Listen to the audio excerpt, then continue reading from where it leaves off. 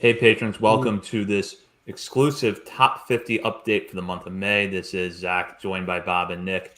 And we are going to break down really our first extensive update to the top 50 since December, which was when we turned in our individual list for the top 50 countdown that ran daily on here and then was posted over to Baltimore Sports and Life with the full scouting report. So it's been a few months since we've dusted off our list. In that time period, we have seen Gunnar Henderson graduate.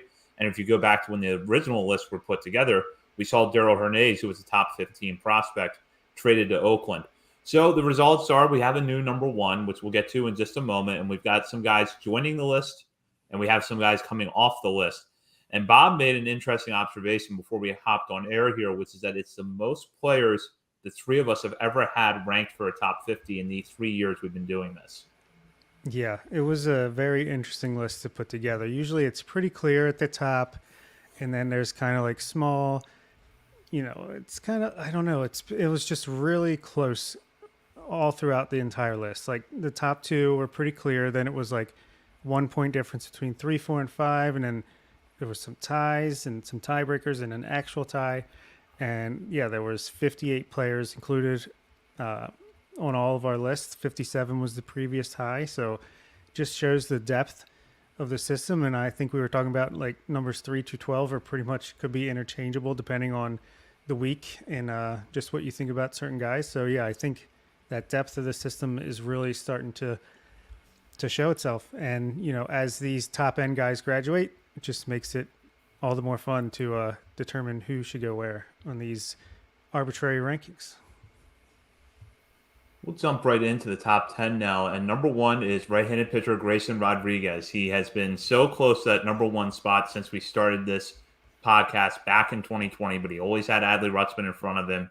Then it was Gunnar Henderson. But now that number one spot is his for at least the next few weeks until he graduates. And he's showing flashes of what makes him a possible future ace at the major league level.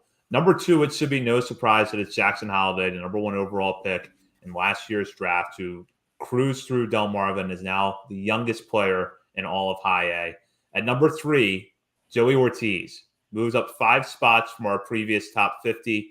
His hot start in Norfolk combined with his major league debut helps move him up the list. 1 spot ahead of Colton Cowser at number 4.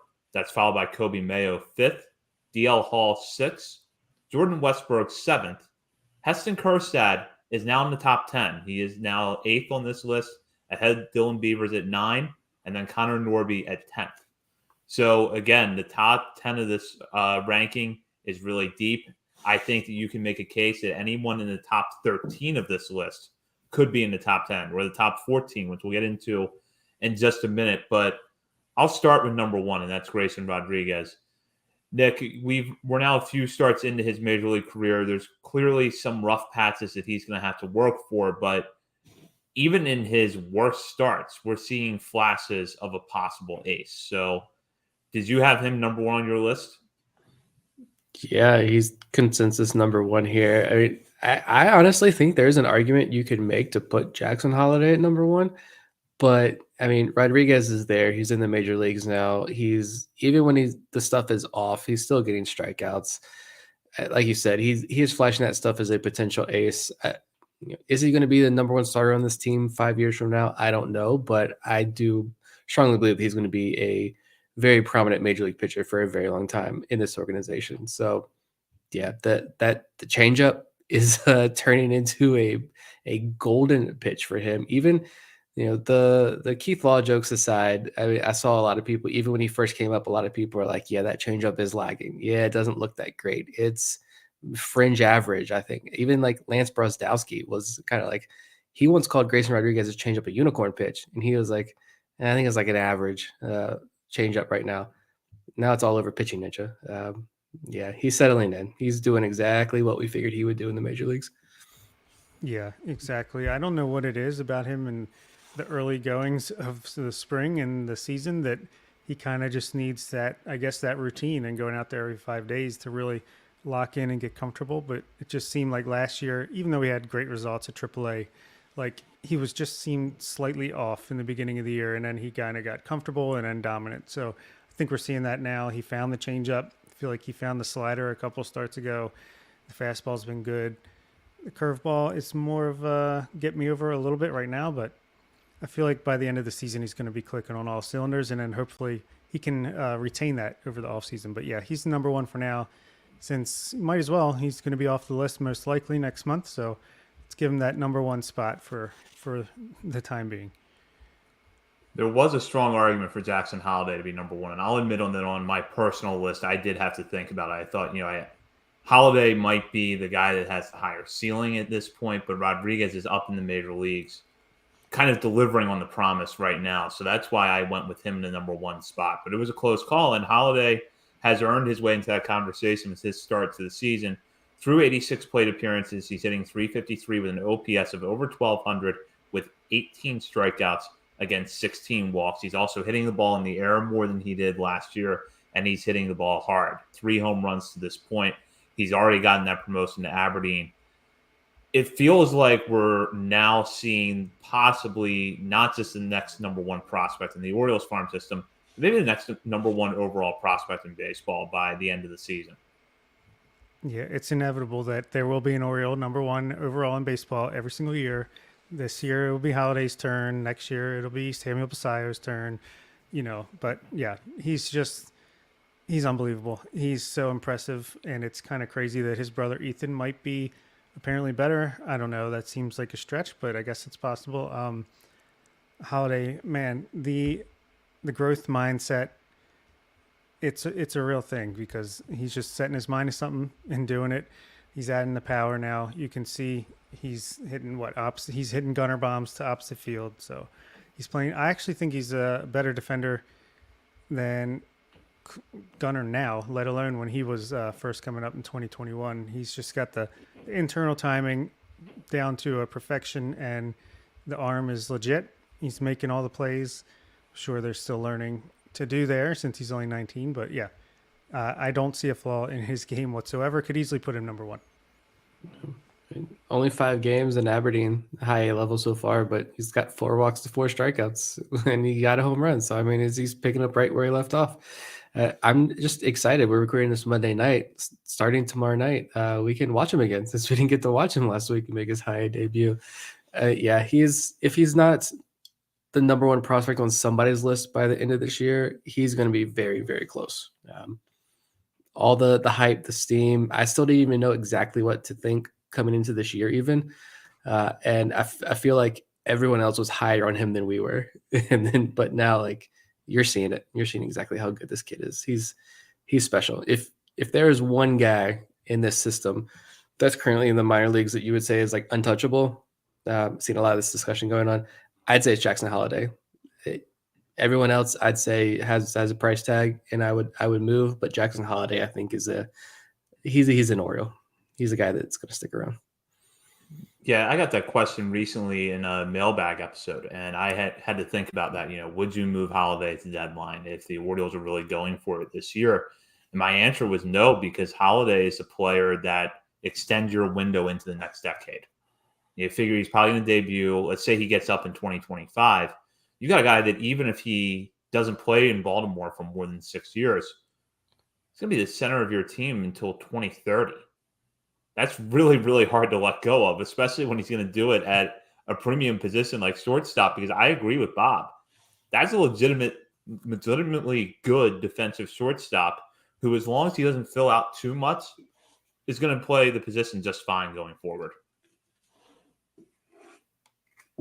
So speaking of really good shortstops, Joey Ortiz at number 3. And just to go behind the scenes, this probably prompted the longest discussion of any single spot between the 3 of us, because we've probably been going back and forth now for a couple of weeks. Is Joey Ortiz really the 3rd best prospect in the system? And then Ortiz would go out and have like a 3 for 5 game or something like that. And he just kept doing that over and over again. And that has resulted in him being number 3 on our list. So Nick, you were really, I think, the first of the 3 of us to bring this up. So I'm going to start with you here. Why Joey Ortiz at number 3? It was a tough decision, but I just, like I kind of teased last week, I just went ahead and did it because I think it's warranted. I think it's deserving for him to be here. He is a premium defender at a premium position who does not strike out very much. And he's actually here in AAA last year, that short stint, and AAA this year are two of his lowest strikeout rates of his career. He's hitting the ball tremendously hard. He had, I don't, even if that one was, he had like a 114 exit velo early in the year, even if that one wasn't 100% accurate, early calibration era, fitting all this to AAA ballparks, even if that's the case, he still had like a single a week later that would have been the second hardest hit ball among any Oriole, even at the major league level. There's like zero point 0.2 miles per hour off of Jorge Mateo, who at the time I think had the hardest hit ball, which is a whole nother discussion. But I don't know what those numbers look like now, but Ortiz is doing that every single night. You look at that exit velo leaderboard, and his name is there, if not once, twice. So I just think the premium defender at a premium position who's going to stick there at shortstop. Yes, he may end up playing second base for the Orioles, but forget about who's on the major league roster right now. Forget about everything else. Just looking at him for Joey Ortiz as a prospect in his own right, he is a tremendous shortstop that you're going to keep there with power. Yeah, the walks may not be great, but the strikeouts are fantastic. I had to pull the trigger. I think that's a higher ceiling. Colton Cowser, the separator for me, and it's not a knock on Cowser, it's not a knock on any of these guys. You could take the top 10 and put it in any order you want, and I would say it's a good list. I like it. I don't have any issues with it. 100% honest. But for me, you are digging deep to find the tiniest little hair to separate these guys, I think, especially in that top 6 or 7. And for me, it was just Colton Cowser, like, is he a premium center fielder? He's good. And since I made this decision, since I said, I think I'm going to do this, ever since then, Colton Cowser's made like 5 highlight reel plays in center field, kind of pushing back against my argument here. But I think in the long run, is Colton Cowser an everyday all-star gold glove center fielder? I don't think so. He may have to move off the position. Joey Ortiz, you don't have to move off unless Jorge Mateo continues to be Jorge Mateo. So, like, I did it. I couldn't. We take these bold stances on guys. I figured I'm just going to make the plunge and do it and stick with the guns here. Why not?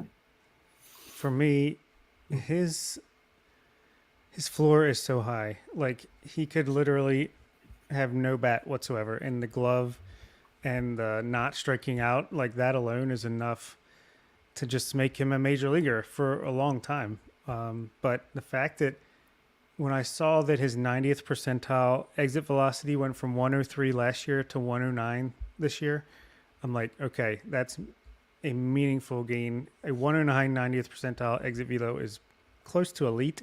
That's pretty crazy for a guy who doesn't have a home run yet this year. First at bat I saw him in spring training, he crushed a triple to center field. He's got that opposite field power. We've seen him turn on pitches. I think the ceiling with his bat is a lot higher than a lot of people think.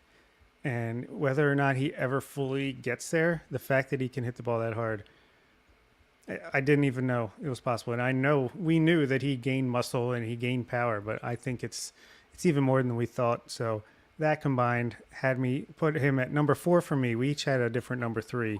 It's kind of interesting. I had Kobe Mayo 3, Nick had Joey Ortiz 3, Zach had Colton Cowser 3. But yeah, that 3, 4, 5 spot, it's like super talented guys that you could go any way with. Yeah, I completely agreed. I was really close on putting Ortiz third. I think the separator for me was that Cowser gets on base consistently over 40% of the time. He's been doing that since he got into pro ball. And I think that for the most part, he's checking off a lot of the boxes you wanted him to check off in the early phase of the season. He overcame that initial slump. He's not striking out as much as he was at the beginning of the year. He's driving the ball in the air more consistently. I do agree with Nick that he's not a slam dunk as a major league center fielder. And I think if he sticks in center field, he's not going to be an elite defender there. But I just still think the total package offensively, what you're going to get from Cowser, and the fact that he's always going to be a good defensive outfielder was that for me. So that's why I had him there. But could change my mind at the end of this month. We'll see, because the way Ortiz is playing right now is really special. And we'll just go now. We'll just focus on the rest of the top 10 here.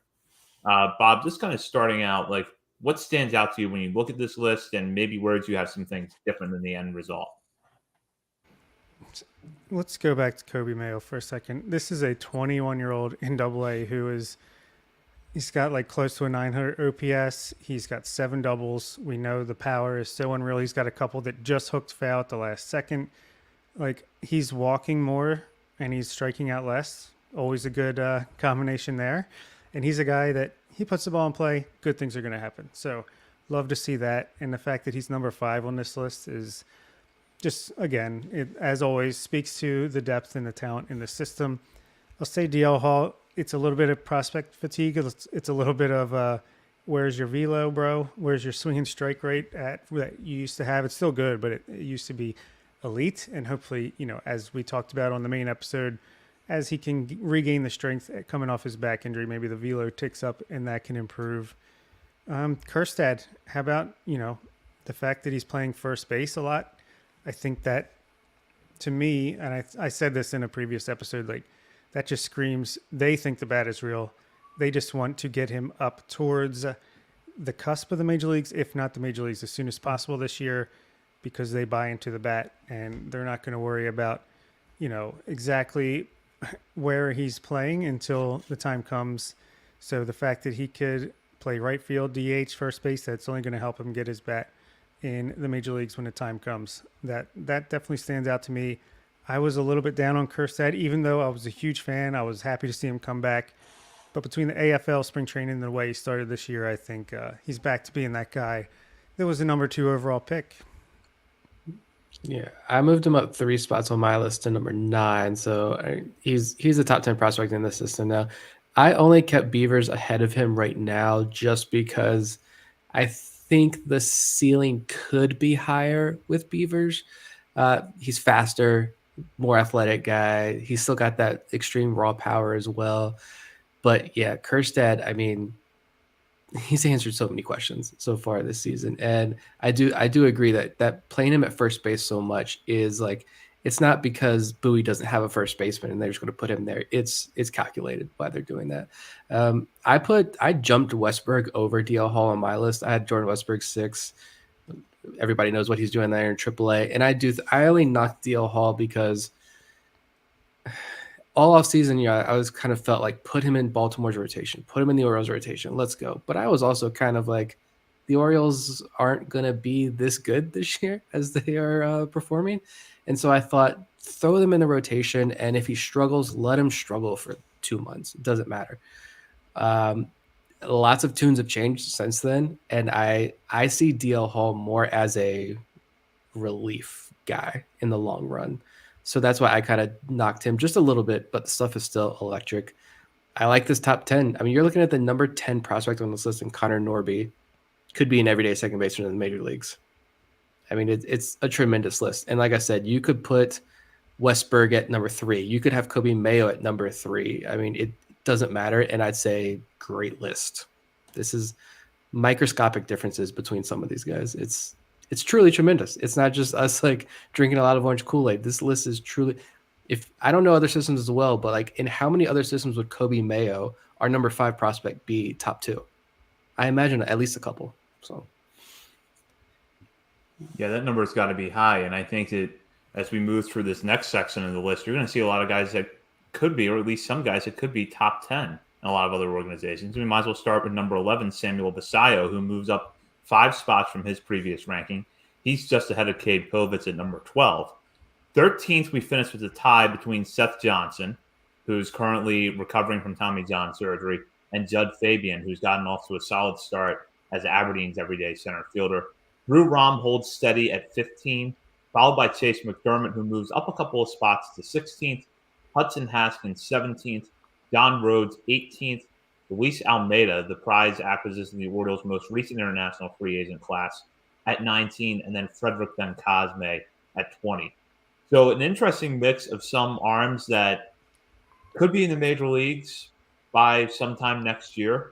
In the case of Povitz and McDermott, Rom we may see later this year. And then the young guys, Bencosme, Basayo, and Almeida. And we'll start with Basayo, because the start that he is off to at Delmarva this year has been nothing short of impressive. He's continuing to hit, and hit extra bases. He's not going to walk a lot. He's 18 years old. He loves to swing the bat. That's going to be something that's going to be have to just happen over time naturally as he gets comfortable and all that. But the fact that he's 18 and just hitting the ball consistently the way he has, yeah, he's striking out a little bit, but that's because he's putting his A swing on the ball a lot. And we heard, they're trying to get him to chase a little bit less, but it's just part of who he is right now. That power is so dangerous. He hits the ball. We've said it before. He's just trying to foul a ball off. It could go over the fence, and that's what happened at one game a couple weeks ago. So, the fact that he's doing this at 18, he talked about with John Muley that he wants to get up to Double A this year. I don't think that's going to happen, but I love the eagerness, and I think he could definitely get to Aberdeen and just he's going to be the first international signing that is a top 100 prospect that I could bet money on. 18-year-old catcher at that too. Like you don't see guys do this. It is very rare, at least. I mean, 513 slugging percentage, a 134 WRC plus as an 18-year-old at Delmarva level. And I've talked a lot about. I feel like I've seen more of him at first base in games that I'm really sitting down, focusing, and watching. I feel like Basayo's always at first base on those nights, and Creed Willems is behind the plate. And Basayo blows me away defensively, makes couple, at least one or two highlight reel plays, like not even exaggerating there. Well, now I guess Creed had that injury, so he missed some time. Basayo was more the primary guy behind the plate, and he threw like 4 guys out over a span of like 2 or 3 days. I mean, he threw 2 guys out in like the first 3 innings of the afternoon game they had the other day. It's a strong arm. It is accurate. I can't tell you how many times you watch those low A games, how many times you see balls going to center field and catchers trying to throw guys out. You don't see it with Basayo. I mean, the hype was definitely for real on him. I moved him up 5 spots, and I don't know how much higher he's going to go this year. He could jump somebody. I mean, a catcher with that kind of bat playing that well, he will jump into the top 10 this year. He's on my top 10. I have it number 10. I have Beavers down at 12 just because I feel like he's a little bit more of a project. He's a great prospect, and again, just not a shot at him. But I just feel like Basayo, man, he's got a lightning arrow pointing up. Yeah, I completely agree. I think he's going to be top 10 on this list probably next month once Grayson Rodriguez graduates. He was still outside the top 10 on my list just because he is so young, and you do see that tendency to expand the zone, but he's barely outside the top 10 for me. So it's really just a matter of trying to find room for guys as you go through this list. The one that I want to really talk about for a minute in this group is Chase McDermott, because McDermott feels like someone who's got another gear left still. And we kind of have seen that in the early stages of this season. 20 strikeouts over 16 the third innings pitched. He's talked about, some of the changes he's made to his repertoire, dropping the changeup in favor of the splitter. And while he's had, some up and down results, his most recent outing was not his sharpest.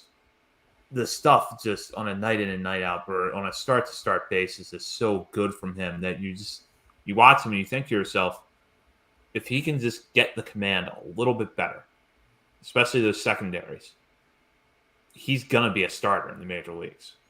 I really believe that. That's really what it's going to come down to is, can he get the command of his secondaries in line to where they can really complement that elite fastball? And it is an elite fastball. To complement that, he's going to be able to strike guys out. It's not going to matter if he's a 5 and dive starter. He's going to be really good at it.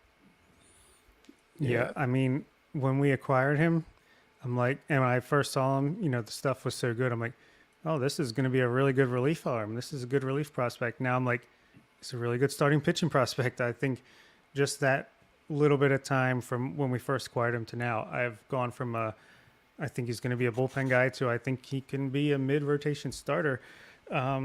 Just because even the command already looks a little bit better than it did last year, and somehow this stuff looks even better.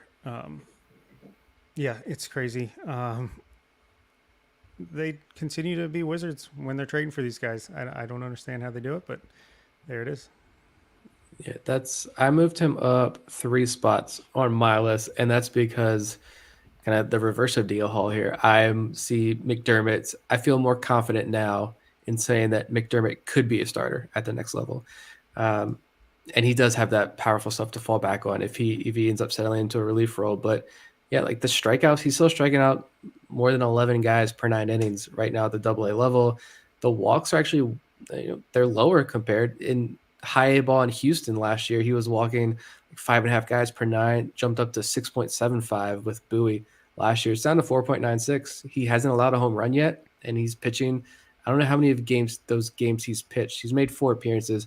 I don't know how many have been at home, but we know Bowie can be, hitter friendly. So yet to allow a home run this year, 1.65 ERA.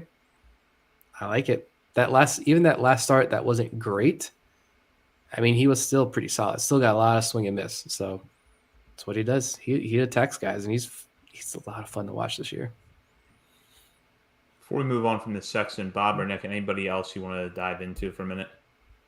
Ben Cosme, Frederick Ben Cosme. The stats are not great to start the year off. He's batting 173 with a 622 OPS, but what doesn't worry me or makes me not worry is that he's only striking out 16.7% of the time. He's walking more than he's striking out, 18.2%. He's got a very low BABIP, 214. So to me, and he was it seemed like he was, hitting better the last few games where it seemed like he was busting out of it, a couple doubles, a triple, better, average. He's got 3 stolen bases, hasn't been caught. And then he got pinch hit for late in a game, late in the week. So I don't know. Hopefully he's healthy, but I just feel like he is still the same guy. It's just been a little bit of batted ball luck early in the season. So don't worry about Ben Cosme. Still excited to watch this 19-year-old compete in high A ball. So that right there is pretty impressive. Yeah, 19-year-old batting leadoff like every night. They have kept him in that leadoff role, and now he's got Jackson Holliday hitting behind him. So I imagine he's probably seeing a few more pitches to hit with the top prospect in the game, one of the top prospects in the game, right behind him. But he's been allowed. He's a young 20. I just checked, but still same point stance. He's still extremely young for that level. Yeah, this group is it's a fun group. Look at it. I was about to talk about somebody else. So I'm too far down. No, he's on here. John Rhodes, 18. My numbers are all mixed up. Hopefully he breaks out of this. I'm getting a little bit scared about John Rhodes because I feel like it's been time after time after time of he's going to break out, and we just haven't seen that yet. Hopefully something happens there with him. And he's a bag of tools. Like it could happen at any moment, but it's got to happen first. Yeah. But yeah, I think this is a solid group. Some guys who could make their MLB debuts this year, like Drew Rom. Drew Rom's numbers may not look great, but I just think the sliders look. I think I mentioned this the other day on like a daily episode. He was going super slider heavy for a while there and getting a ton of swing and miss. And then the slider was not working in that last start that he made. And he relied on the fastball, and the fastball had like some outrageous called strike plus whiff percentage on it. So he found something else that worked and stuck with it. And to see Rom's fastball have so much success in that outing where the final line didn't look great, I think that's a positive sign for him. This is a group. You're going to see some guys start to break out, I feel like, as the season continues among this group. I just realized I called John Rhodes a tool bag, but I meant it as a compliment. Sorry, this one isn't public. He won't hear it. Yeah, if you want to talk about a guy with the tools, I think Judd Fabian, what he's doing in Aberdeen so far, yeah, the strikeouts are a little high, but he's in a tough hitter's park, making that adjustment to high A ball. He just hits the ball really hard some nights. When he can get a hold of it, he can hit it far, and he plays a really good center field. So I feel like if he stays the course, the numbers, which are fine now, are going to tick up in the right direction. And I agree with you, Bob, about Ben Cosme. The walk to strikeout numbers is an encouraging sign. As long as he just continues to get at bats, he's going to turn things around. We'll go now to the next section on the list. Number 21, Cesar Prieto. He's followed by Max Wagner at 22nd, Gene Pinto at 23, Reed Trimble 24th, Noah Denoyer 25th, Justin Armbruster 26th, the young shortstop Leandro Arias, number 27, Carter Ballmer. Just stay healthy. That's just all we need is for him to be back on the mound and healthy. He is at number 28. Number 29, Braylon Tavera, who was the Orioles' big acquisition in the 2022 international free agency class.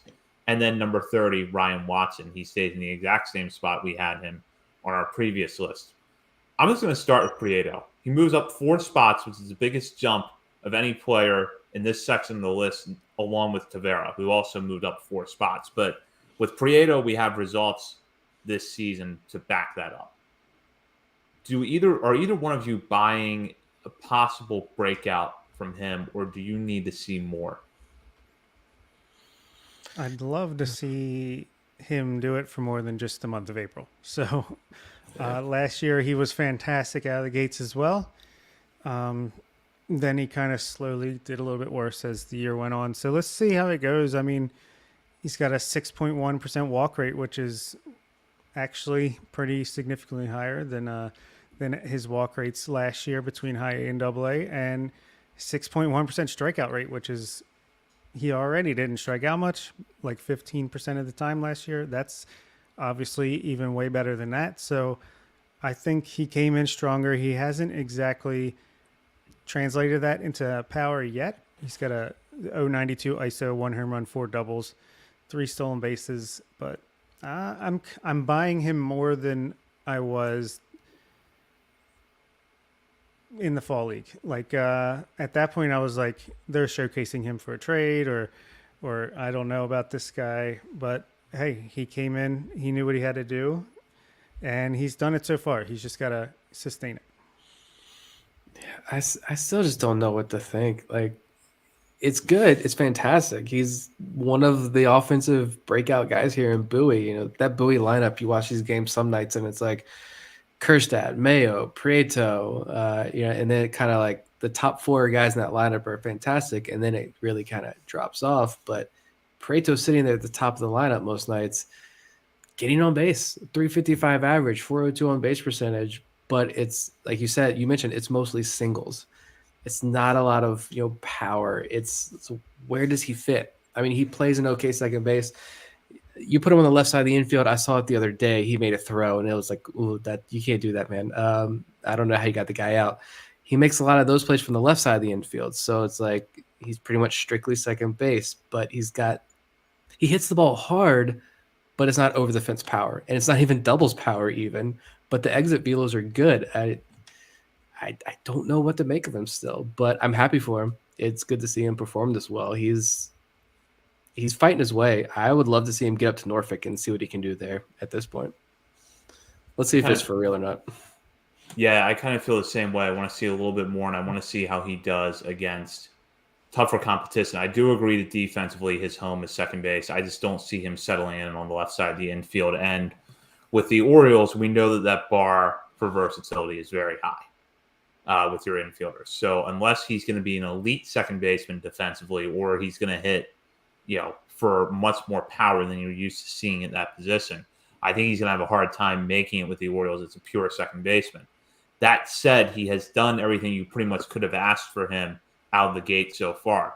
Bob mentioned he's walking a little bit more, and that hasn't come with a trade-off of him striking out more. He is hitting the ball harder. He looks stronger. It's not translating to home run power, though. So I do want to see what he does over the next month or so. I'll kind of jump into this group of pitchers that we have in this section of the list. You've got Pinto, who is off to an excellent start in Aberdeen. It feels like he should be in Bowie any day now. Same thing for Justin Armbruster. Off to a good start, Bowie. Really should be in Norfolk sooner rather than later, hopefully. And then Noah Denoyer and Ryan Watson kind of picking up where they left off last year. So, Bob, I'll start with you. What's kind of your impression in this group? Gene Pinto is back. He is back to striking out 36.5% of batters, which is he struck out 36.8 in the FCL, that big breakout season in 2021, and 31% in Delmarva.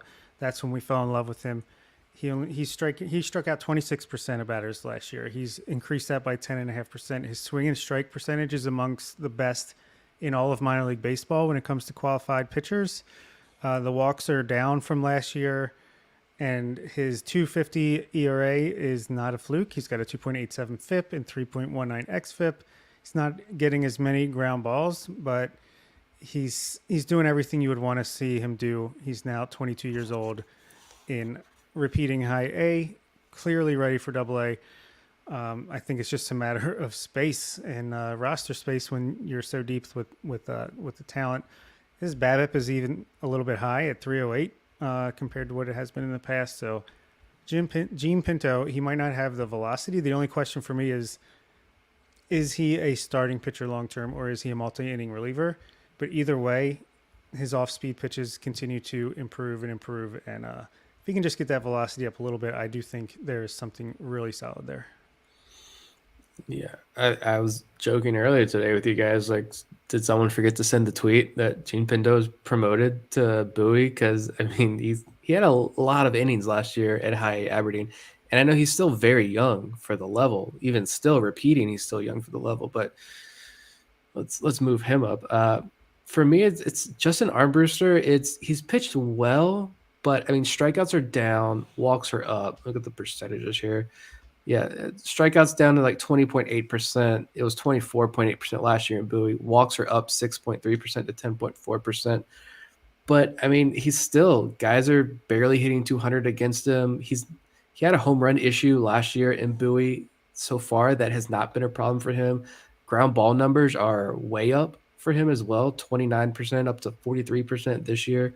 1.40 ERA. It's, can he take that next step and be a legitimate like starting pitching prospect? Or I go back to the conversation that when Connor Newcomb, when he does that really cool series that I like listening to, something that I wish we could do, but I'm not going to steal his thunder on this.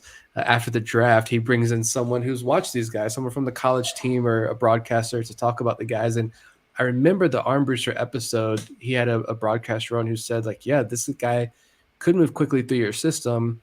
The fastball is good, but can the slider take the next step? And they spent a lot of time talking specifically about Arm Booster slider.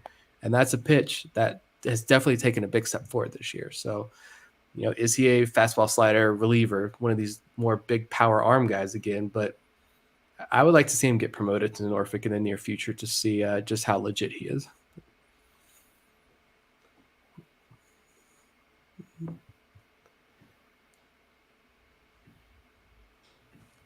After a moment of technical difficulty there, we'll jump in now to 31 to 40, that range of the list. Number 31, Carlos Tavera, right-handed pitcher at Bowie, moves up 3 spots from his previous ranking. 32nd, Davey Cruz, a left-hander at Delmarva. Number 33, Trey Sprite, who takes one of the biggest jumps of any player on the list, moving up 7 places to 33. Kyle Bronovich there at 34. Number 35, Creed Willems rides his hot start at Delmarva into the top 50. He was on the outside looking in when we did this list preseason. Now he's not only in there, but he's very close to the top 30. At number 36, Zach Peak, who's currently recovering from Tommy John surgery. Anderson De Los Santos at number 37. Chris Valmont, 38th. Carter Young moves down a few spots to 39th.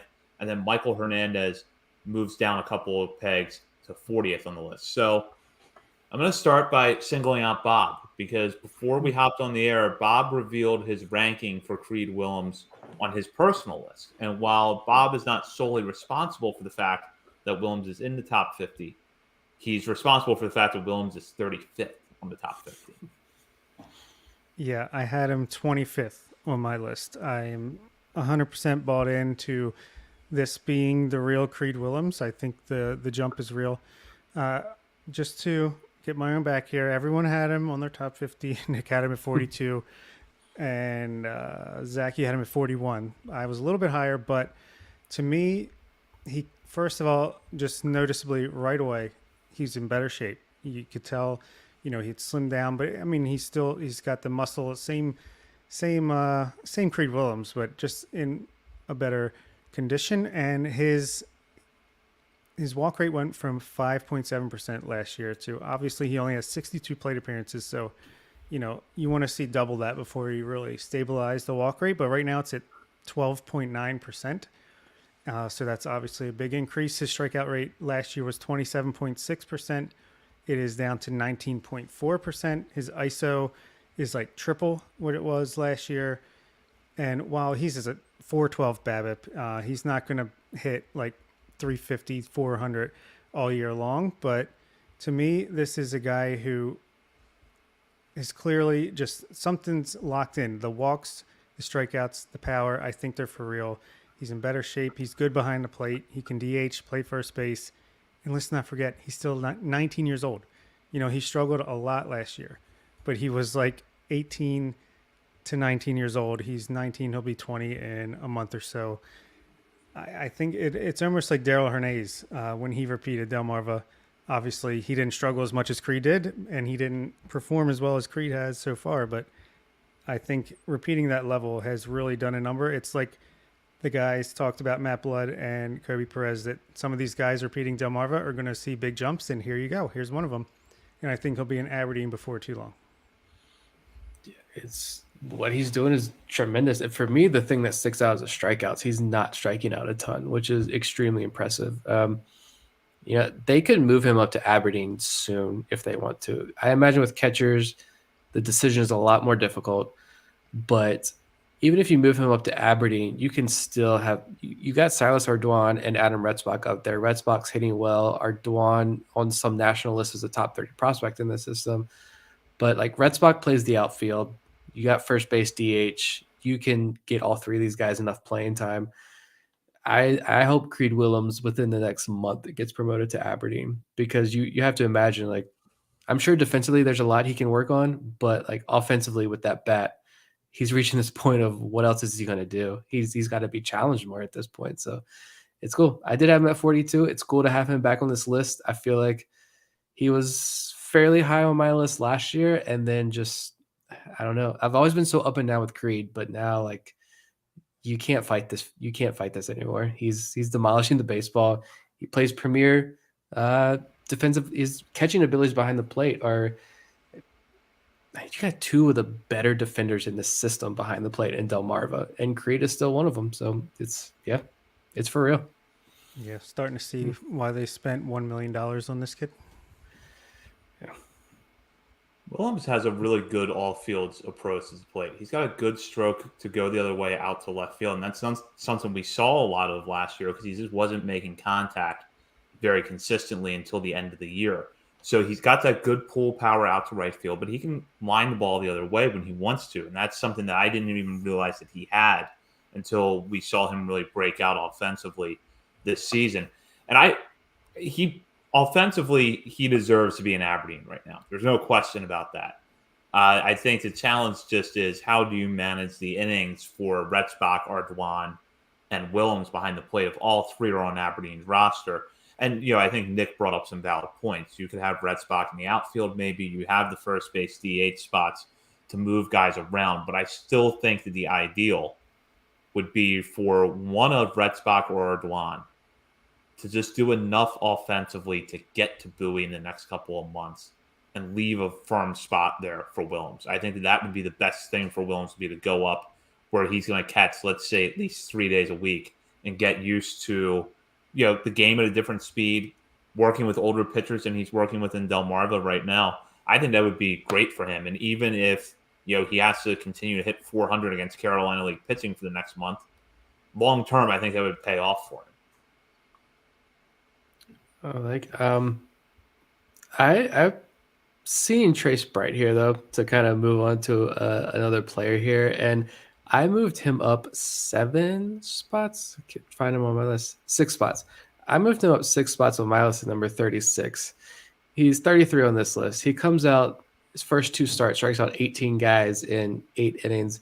His last 2 starts, he has not made it out of the first inning. He has 6 walks to just 1 strikeout. Obviously not concerned, but talk about someone as the highest of highs and the lowest of lows over the first month of the season. That was Trace Bright. And I don't know what's going on, but the first 2 starts were tremendous, which is why I jumped him up so high. Yeah, I moved him up to 28 just because even with those last 2 bad outings, I mean, if there's one thing I'm confident in now about the Orioles player development and pitching development, it's they're going to rein in your control a little bit. So the fact that he's striking out over 40% of batters, that alone, just the stuff factor, it's like they'll be able to hone this in. And he had a ton of upside coming out of the draft. I feel like he's shown that with his first 2 starts, and now it's just about consistency and, doing the Ynier Cano, Felix Bautista thing of, hey, throw it over the plate. Yeah, it's going to be about finding that consistency. The one thing that I saw from Bright's first two starts that I took as a positive was that the swings and misses he was getting were not on pitches that were bouncing in the dirt or sliding, several inches off the plate before they even broke the strike zone and hitters were just up there flailing at him. He was throwing really good secondaries, and he had, particularly in that start against Hudson Valley, pretty much seemed like he could put the fastball anywhere he wanted it, up, down, either corner. He was locating it really well. He has not been able to do that his last two starts, and I think we knew when the Orioles drafted Bright, and we started hearing about how he's a data darling. The stuff is better than what the results were at Auburn. That he was going to be a project. So I think you're going to see some ups and downs from him, and hopefully the balance of this season is closer to the highs than it is the lows. Because if it's closer to the highs, we're looking at a guy that's a top 30 prospect going into next season. I like it. And the only other guy too in this range that I know I wanted to highlight was Carter Young, because I dropped him 7 spots. I don't know how far you guys dropped him. He's barely hanging on here at number 39. I don't know how much I see that with Carter Young. I know it's still early, but he's also a Vanderbilt product who's 22 years old in low A, hitting 136 right now. And he has 27 strikeouts in his first 14 games. I wanted to strongly believe in Carter Young and what they give him, $1.7 million.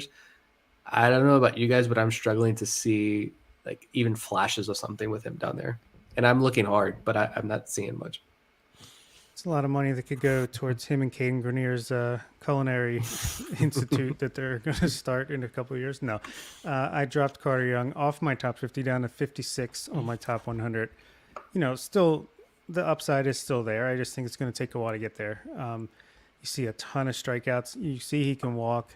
We know he's got some pop, and he can play great defense. It's just about getting that swing and miss down, and I don't think the end is nigh on his career or anything. I think it's just, he's also young. He was a young college draftee, I believe, like 2021 when he was drafted. But, yeah, I'm not super worried about Carter Young, but it's definitely not the start you want to see, that's for sure. Yeah, I went back and forth with Young, and I tried it for the first list of the year. I'll just say for my own personal process, it's like I try to be a little bit conservative in moving guys down because I want to give them the benefit of the doubt. So I still have Young 30 on my list, and that's probably why he's on this list overall. If I had dropped him down further, he probably wouldn't be on here. But yeah, there's some real concerns there. The fact that he just isn't hitting, and he doesn't hit for, the question has been there with him going back to when he first got on the campus at Vanderbilt. When is he going to start hitting for power? All these other tools are there. Outside of a few weeks at the start of the 21 season, he never really did hit for power, and he struck out a lot.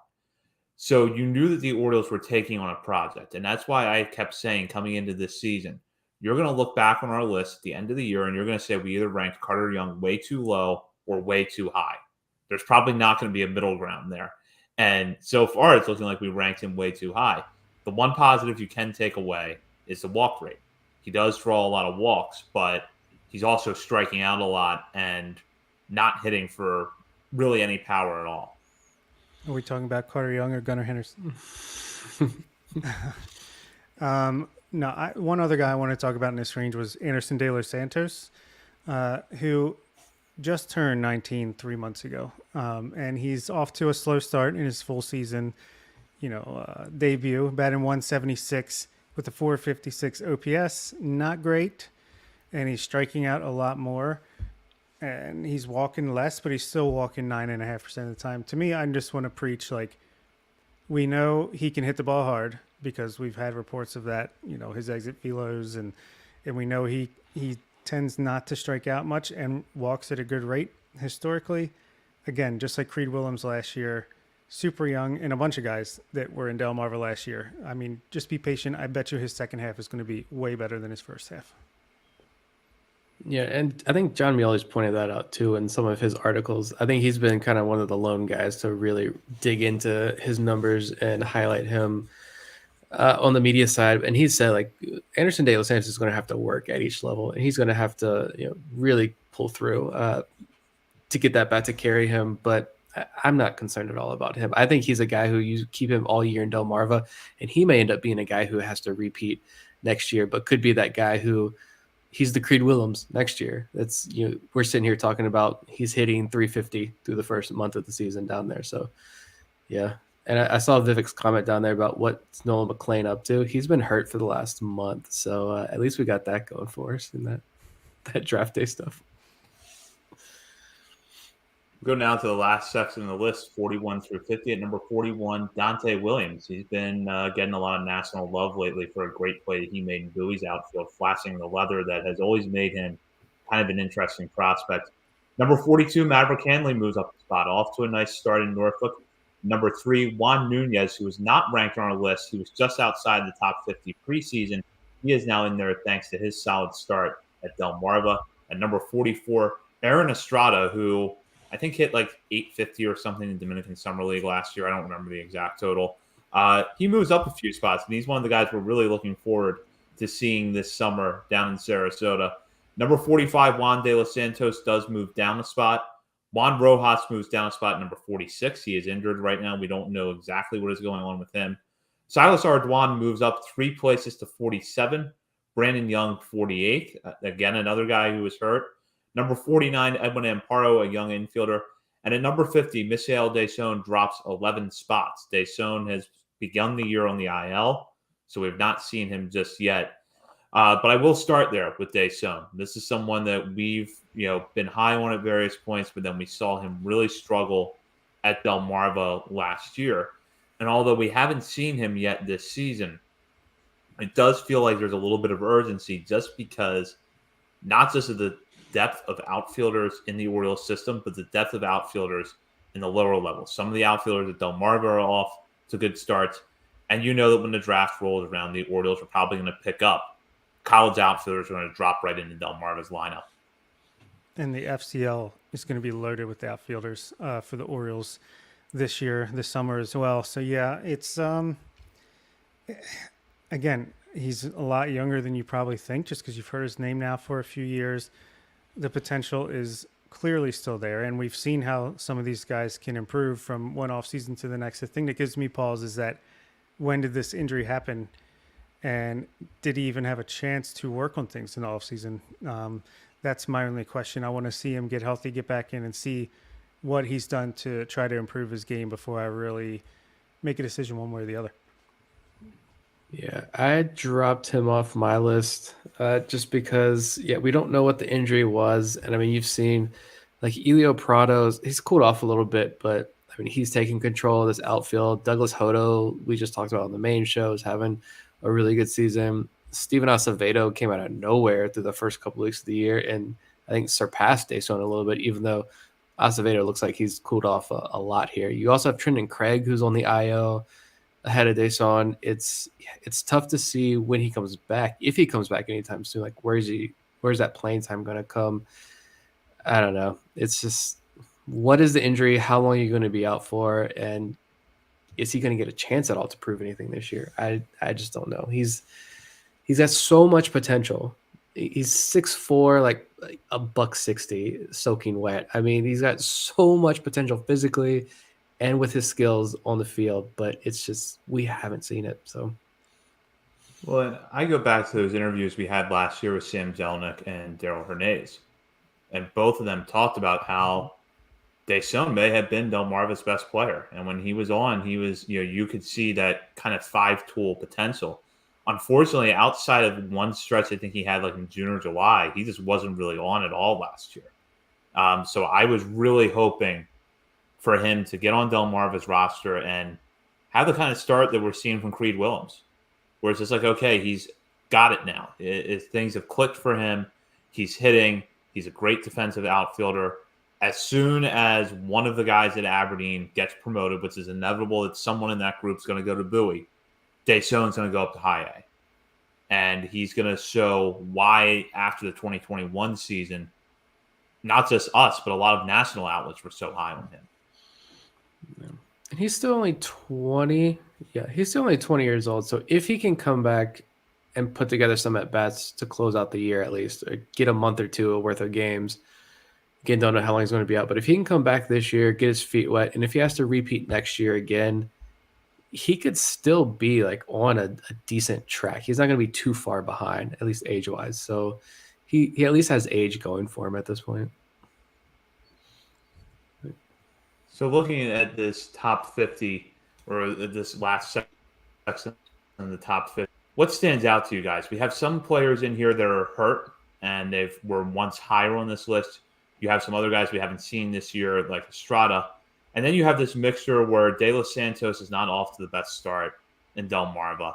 But then Juan Rojas is pitching very well for the Shorebirds. Maverick Hanley, I think, is doing everything you could ask of him at Norfolk. Dante Williams, one of those players I'd say he's kind of tantalizing, maybe is a word for it, where he'll go out and he'll have a night where he makes that highlight reel catch, puts together some good at bats, but then it's like followed by an 0 for 4 game. So it's lived with a lot of ups and downs of Williams. So just on the whole, what are your thoughts of this group?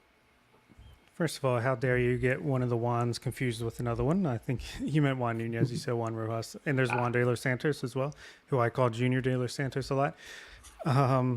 Yeah, Juan Nunez, what I like about him is we know, he's 20, so he's not like a super young prospect when it comes to pitching, but we know he was a converted catcher, so he's a little bit late to the game. And I like that each start has gotten progressively better. He had a 10 ERA his first start, 4 something his second, 3 something his third, and then he went 5 innings, striking out 7 and only giving up 1 hit with 3 walks his last time out. So love to see that improvement. Keep it going, and he'll be moving up as well pretty quickly. And who was the other guy I wanted to shout out here? Maverick Hanley. Yeah, I think he has a chance to be protected for the Rule 5 next year. I think he could be the guy, the catcher, the back or the third catcher, because James McCann will still be a part of the Orioles going into 2024 unless he gets cut. But I think he could easily be that third catcher that you want to keep around as the backup to the backup. So good start of the year for him. He kind of slowed down a little bit, but he's still showing the same skills where he's got some pop. He can get on base. He's even got those sneaky wheels for a catcher, and obviously great defense. Yeah, I like this. This portion of the list is interesting because, Dante Williams, defensively, obviously a human highlight reel at this point, but I'm not a super big believer in the bat. But if something does click in the bat, like it did last year in Aberdeen, he had a tremendous walk rate. If something clicks with the bat, he can be a high riser, but I don't know how much I truly believe that. But you've got the pitchers here in the system. Juan Nunez, you guys already talked about, looking much better. Juan Rojas, if we see him this year, hopefully we do.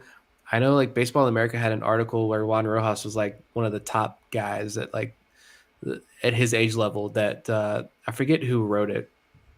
I can't remember off the top of my head. I have to look it up, but he had Juan Rojas as one of the top guys that he was interested in at this level, which is unbelievable to hear. That Juan Nunez and Juan Rojas, just 2 more guys, this is a part of that trade. And then you got Edwin Amparo as part of this group here, and Aaron Estrada, 2 guys who are going to be like, we just haven't seen. We don't know anything about them other than their DSL box score numbers, but we've heard a lot of positive things. And so those are 2 guys who could really take off this year in the FCL. That's what I'm most excited for, to see who of last year's international signing class breaks out this year in the FCL.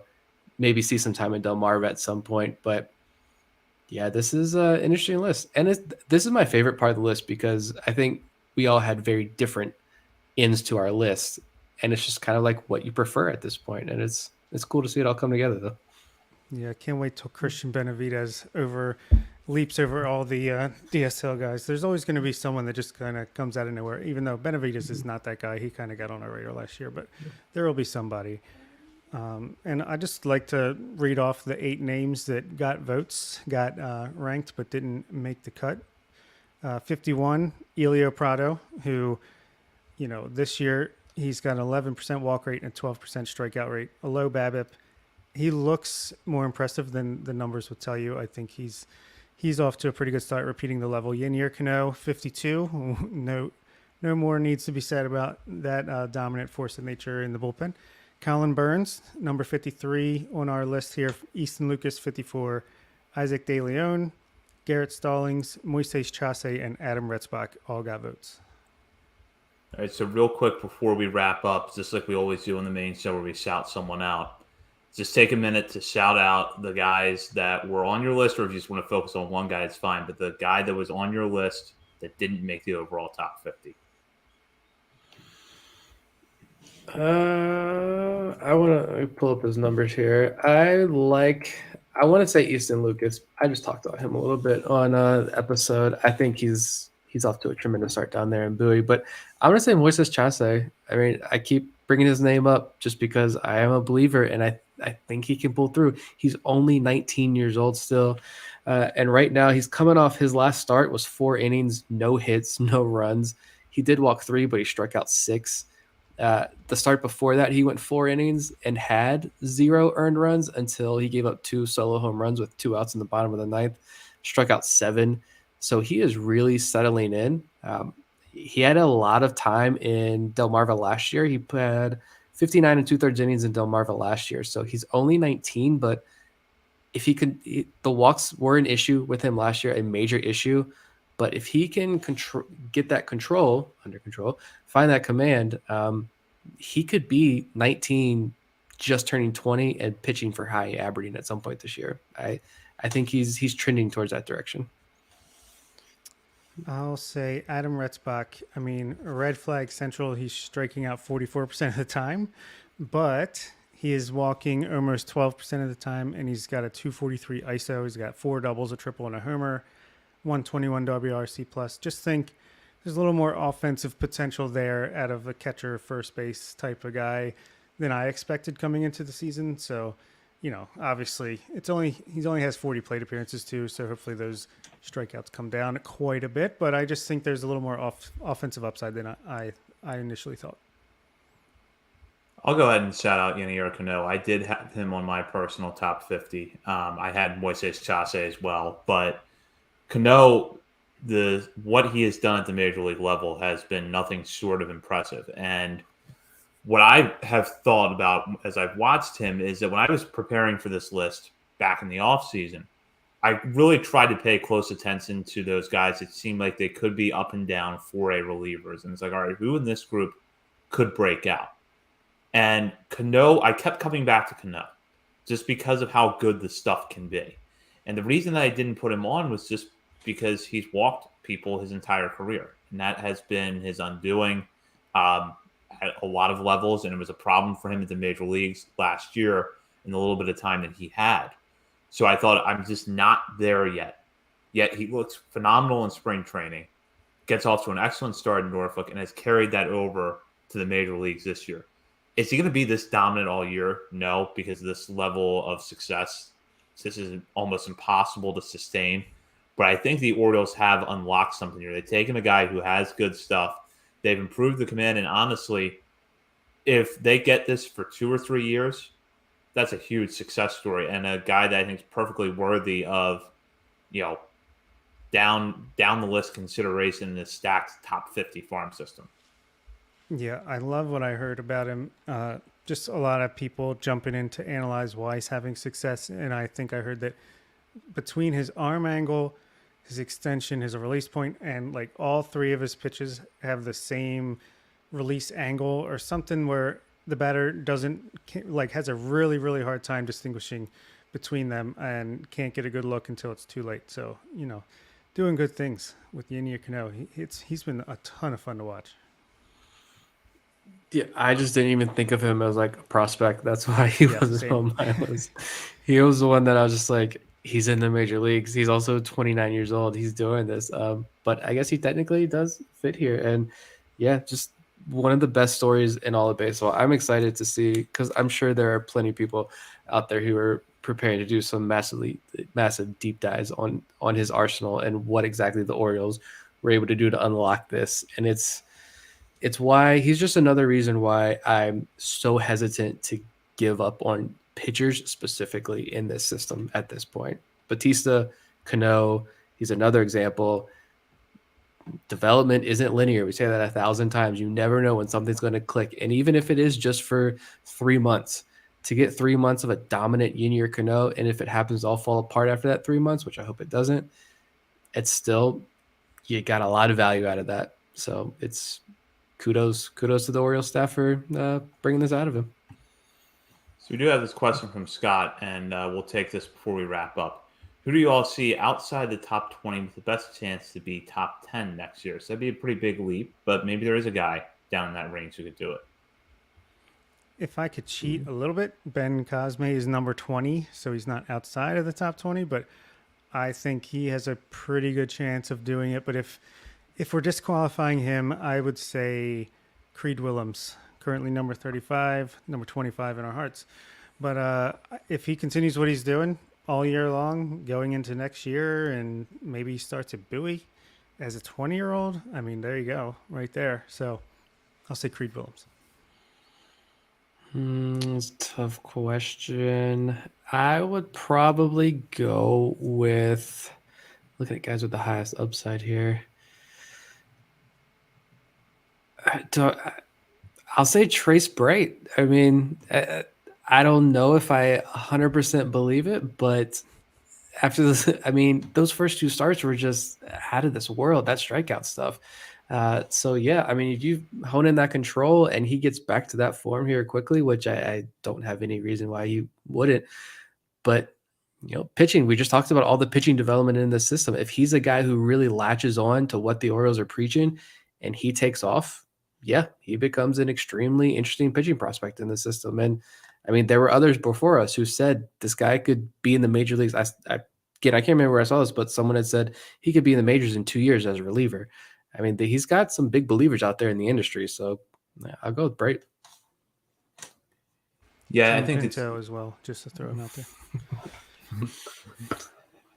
I think you're both right, and you probably have the correct choices. But just to be different, I will shout out Carlos Tavera because he does have possible top 10 stuff. Now, he's not putting it together right now. He's off to a rough start at Bowie, but he also missed some time last year at Aberdeen after, unfortunately, looking like one of the best pitchers on that really good Aberdeen pitching staff for the first few months of last season. If just somehow they can do what we just talked about with Yadier Cano, harness the command a little bit, he has got such a good mix of pitches that it could just, he could go from being like what I see right now with this sort of a fringe reliever type to being a possible starting pitcher in the major leagues down the line. So I'll go with Tavera just because of the upside, even though I think that Willems and Bright probably do have the better chances of making that big leap if anyone does it. I get this. He doesn't fit the parameters of the question because he is 19 on this list, but we're talking about this big jump, guys. Luis Almeida, I don't know what it is because, again, we haven't seen him, and he's what, 12? He's a baby. But I don't get excited when I think about like Braylon Tavera. Michael Hernandez is just kind of like, he hasn't shown us anything at this point. But I don't know, maybe it's the U.S. upbringing, and he's already so advanced. Something about Luis Almeida is like getting me really excited about what he could bring to the table. I thought for sure he was going to begin the year in the FCL, but it seems like they've already sent him back to the Dominican Republic to begin the year. He's going to hit like 500. I could see that. He could hit like 500 down there in the DSL, and he's up in the FCL in like less than a month.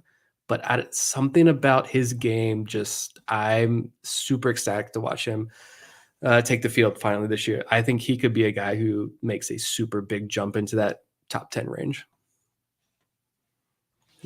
Absolutely. And we'll have the coverage here all summer, not just on the main show, but on our daily countdowns, as well as our monthly updates to the top 50 prospects list. Before we wrap up, Bob, Nick, any final thoughts? The system is amazing. It's fun to be back into this monthly update mode. I love it. I've been tinkering all the time. I'm looking forward to the rest of this season, and it's always fun to do. Yep, absolutely. We enjoyed it, and we'll, of course, have our daily content throughout the week between now and next Monday. Thank you for watching tonight's Top 50 or listening to it later on. For Bob and Nick, this is Zach. Thanks for being a patron.